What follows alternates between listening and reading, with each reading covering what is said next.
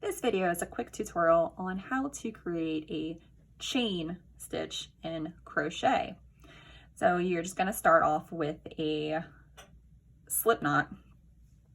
All right, and then you're going to insert your hook into that loop, the loop of the slip knot right there. All right, so now we can go ahead and get started on chaining.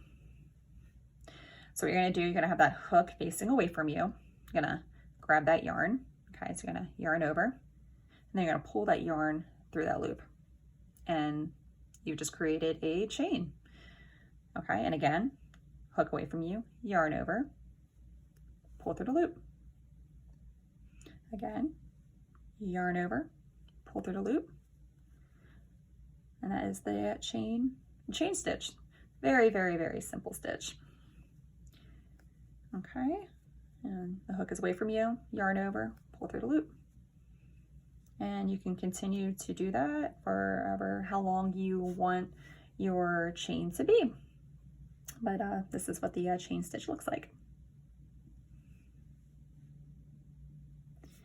And there you go, you created your crochet chains.